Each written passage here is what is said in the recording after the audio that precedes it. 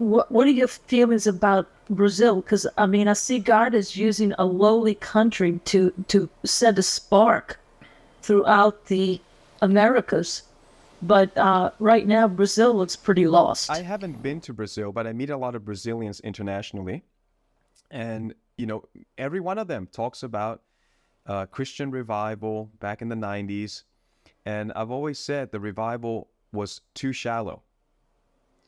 You know, they built all these big churches a mile wide and an inch deep. And they basically copied, you know what foreign countries like to do when they have revival? They like to copy American preachers. They copy the message of grace, the message of mercy and righteousness, and all of these are good. They're basic stuff, but they never moved on. They never contextualized it to their country. They never made it native for themselves. They're still singing Australian songs. I mean, that's unbelievable to me. They would sing Hillsong, right, in Brazil and in Spanish countries.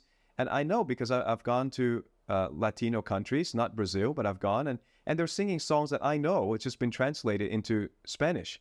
And I think, where are the native leaders? And why isn't there a native message? So an example of that is, for instance, Korea. Korea had a native leader, David Yonggi Cho, who prayed, you know, it seems like 24 hours a day.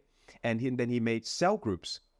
And if you listen to him, he said he made cell groups because God told him that in the end time, if North Korea were to attack or any major disaster were to happen, there would be no church in the American sense of the church, but we could go underground and maintain churches that are connected through a network of households.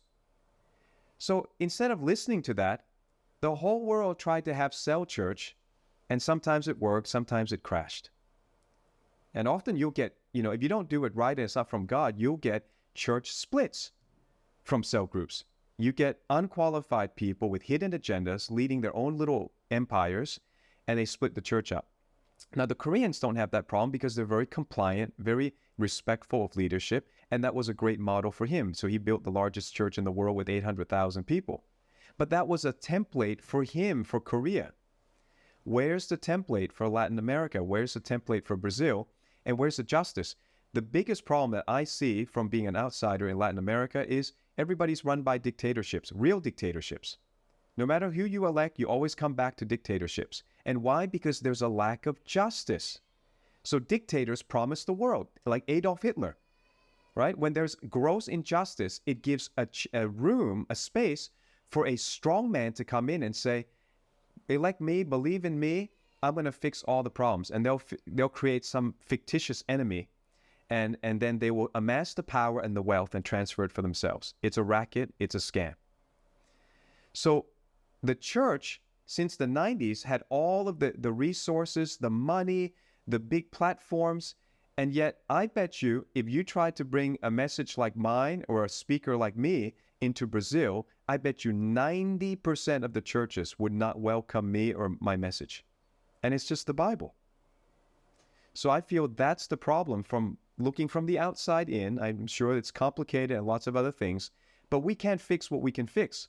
We can bring a balance of the message of the gospel. It's not just the gospel of grace, it's also the gospel of the king who rules over a kingdom, who has an order and hierarchy, and he wants to establish justice, his laws and his ways in our hearts. And he's given us the Holy Spirit to be able to live in that kind of heavenly order and exercise heavenly power.